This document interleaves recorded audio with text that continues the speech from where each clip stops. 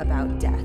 A subject that most people don't want to think about. But the inevitable hard truth that comes with being born into this living, breathing organism is that you and I are most definitely going to die. I know, right?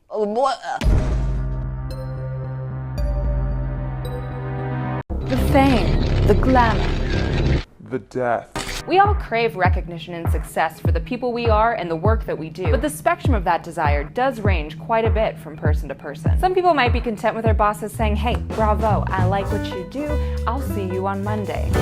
While others might hound their social media accounts all day, obsessing over how many likes they get, adding hashtags wherever they possibly can, thinking that maybe someday, if all the stars align, I too will become a star someday and achieve modern stardom. It's all just a viral video away. But before you go hunting for fame, you'd be wise to understand the well-documented dark side of it all. From paparazzi to crazed fans to trying to live up to everybody's unrealistic expectations of you, there are so many vulnerable qualities of being famous that add up to a very dangerous lifestyle. It might feel good to get your photo taken every once in a while, but what if it never stopped? What if people became so blind to your human condition that they literally chased you to your death? In 1997, the world lost the cherished people's princess, Princess Diana, Princess of Wales, who was arguably the most famous woman in the 1980s and 90s. She was watched by over 750 million people marry Prince Charles, and lived what people assumed was just a modern fairy tale life. But it's not always how it appears. Like, I'm standing next to the biggest pile of laundry you've ever seen. You wouldn't know that unless I told you, because it looks like I'm just hanging out in a black twilight zone of a black hole space. Sure, that's it. She divorced Charles in 1996 and transformed from a fairy tale princess to a paparazzi and tabloid darling. In 97, Diana and her lover Dodi Al-Fayed were swarmed by paparazzi outside the Ritz Hotel in Paris. To escape the commotion, they got into their driver's car, who happened to be intoxicated at the time, and they sped away from the scene, with paparazzi following close behind. They entered an underpass, the driver lost control, and they crashed into a pillar at about 65 miles per hour. Some of the people who followed them got out of their cars and attempted to save the victims of this crash, but other paparazzi were not as respectful and swarmed the scene with their flashing cameras. Diana wasn't dead immediately. She was in super critical condition, just saying, oh my God, over and over and over again. And once the crowds of photographers were finally pushed away by police, she murmured, "Leave me alone." I literally cried researching this episode. And just like the paparazzi finds ways to follow a modern deity around, fans do it too. The word fan comes from the word fanatic, and a fanatic for something is just someone who's enthusiastic, devoted, and sometimes driven to hysterical excitement over a particular person or thing. Oops. Sorry about that necklace jimble jamble.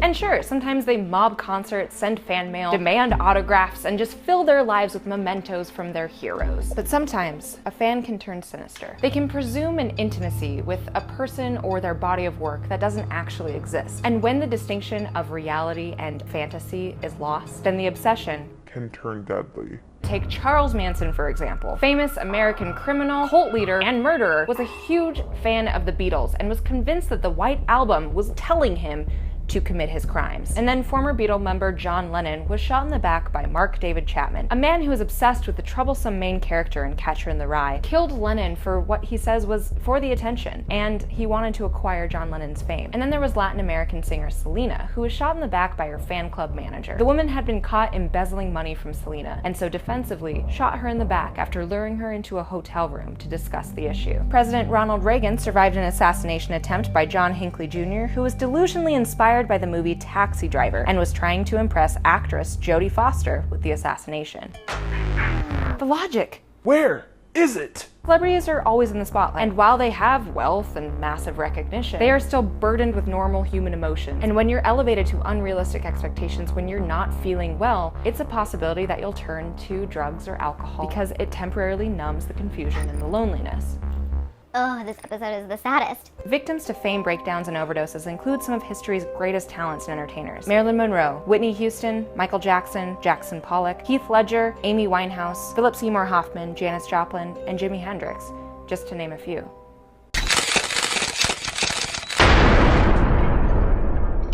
So, think you still want to be famous? If you do, and you find yourself gaining that boost of popularity, be on guard, and don't underestimate the power of protecting your privacy. After all this research, I must say that I will be in ghost mode all the time, in Snapchat and just in life.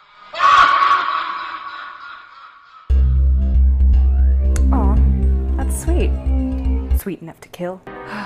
Dessert. It can make any good thing feel better. Like going around the sun one more time. Hey, here's a cake. Got a new job, brought you donuts. And it also sweetens our Dark and bitter days. when we fail at something, or we break up with someone, or that time when I was a child and I was rejected for being one of the Von Trapp children in The Sound of Music. My mom took me in my soggy face of tears to get ice cream. And in that moment, dessert taught me that life isn't just a bleak, ugly hole of despair. Then I grew up and realized we're all gonna die anyway, so I don't know. I eat a lot of ice cream.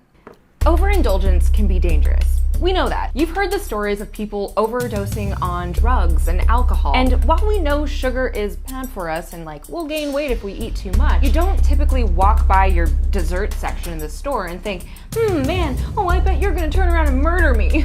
Look how cute it is. It would never do that to you. Think again. Because too much sugar isn't just bad for you, it is incredibly deadly. There are a long list of negative health effects that this stuff can cause, and I'm just gonna name a few. It suppresses the immune system and causes inflammation. It can bring on numerous long-term health problems like diabetes, heart disease, obesity, and tooth decay. It feeds cancer cells, increases cholesterol, worsens infections, and contributes to high blood pressure. It can even cause migraines, depression, and makes your acne worse. So, for those of you who just broke up with your high school boyfriend, rethink this therapy that you call dessert. It's only gonna make things better right now, but in the long run, boy, you're doomed. This is me, cradling death.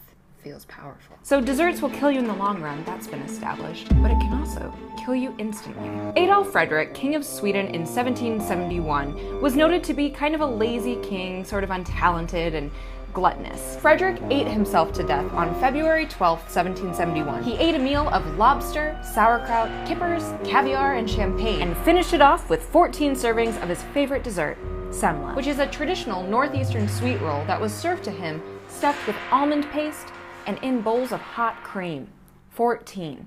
Times that by 14. Good God. History was full of gluttonous kings, but let's round this back to the 21st century, shall we? Voodoo Donuts is one of the most popular small donut chains in the US, originated in Portland, Oregon, and spread out to places like Denver, Austin, and LA. They're known for their quirky and bizarre designs, and also just being extreme, like putting bacon on donuts. Because why not? Because they're out to kill you. Kinda. Not joking. This year, in 2017, a man participated in a challenge that Voodoo Donuts in Colorado was hosting. The challenge was to eat a donut the size of 6 donuts, so essentially the size of a cake, in under 80 seconds or less. And when the man began eating the donut, he began to choke. And since there were no trained employees or customers there to do the Heimlich on him, they just called 911, but by the time paramedics got there, it was too late, and he died in the donut store, donut in hand.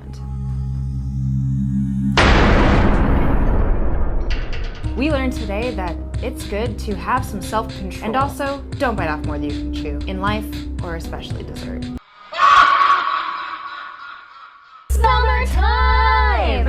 A time to die. Today I'm ruining my favorite time of year with some horrific backyard summer barbecue stories. I'm one of those people who on most days would prefer to be hot over being cold. It might have something to do with the fact that I live in Montana and we only get to be hot like 2 months out of the year. I'm gonna enjoy it. I'd rather not think about all the dangers of heat or getting too much sunlight or how it's possible to simultaneously get a concussion and choke while eating a hot dog on a slip and slide.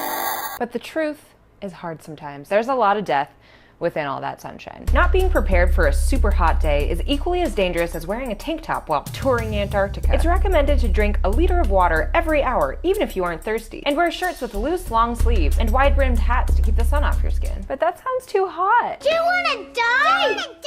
Okay. Okay, I'm gonna live a long time. But seriously, if you experience things like really dry red skin, fast heart rate, trouble breathing, confusion, and passing out, then you probably are either on your way or already have heat stroke, and you need to get to a hospital immediately. And before you get to the hospital, why don't you splash some cold water on your face and down your throat? Okay, this is much too warm inside my house. Now say you've prepared for a hot summer day like a responsible adult. You're wearing your long sleeve shirt, you got your hat on, and you've invited all your friends to come out for a summer barbecue. That sounds like a nice, safe, fun time, doesn't it? You're wrong. Cooking hot dogs? Well, these airway-sized compressible meat tubes are extremely dangerous. Hot dogs are a leading cause of choking for children under the age of 14 and account for about 17% of deaths caused by asphyxiation by food. The shape of a hot dog makes for a perfectly deadly plug for a child's airway. Alright, so you cook hamburgers instead. Sure. But now, a thunderstorm's rolling in. Let's take this party inside, right? No. In 2015, a man was found dead in his apartment after accidentally poisoning himself with carbon monoxide after trying to grill dinner inside of his living room on 3 disposable barbecues. He was drunk, might I add, because I get the appeal. A beer and a barbecue inside the comfort of your own home sounds wonderful. Who knew it wouldn't be such a good time? Well, now he found out for all of us. Okay, now you know not to bring your barbecue party inside, so you keep it outside with plenty of water, no hot dogs in the mix, but guess what? You're still gonna have to clean your grill, and I guess that can be dangerous too? In 2015, the same year as our poor living room man, a woman in Connecticut was rushed to the hospital after complaining to her husband about a very sharp and unusual pain in her stomach. What she was feeling that was making her so uncomfortable, turns out it was the wire from a barbecue brush inside of her digestive tract. It got there after she ate it inside a hamburger because the hamburger, it got stuck inside the hamburger. Does that make sense? Are you understanding this? Does that? Doctor said it was a good thing she came in when she did because they had recently seen a patient, that's right, it had happened before. They had seen a patient who waited too long to come into the hospital and the bristle actually punctured the intestine. And if you leave a punctured intestine unattended, You could die. so how about that?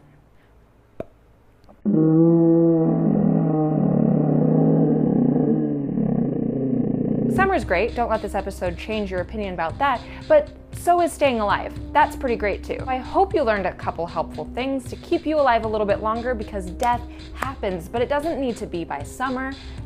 Don't let that happen. Tap that like button and leave us a comment down below about any horror stories you have about summertime. I would love to hear them. In fact, I will be anxiously awaiting your stories. Please subscribe to Snarled and check out our other videos. If you'd like to follow me, my links are down below. I promise I'm not always a gloomy cloud of death, but I am a lot of the time because I'm curious. Hopefully I'll see you next week. But remember, someday, We're all gonna die.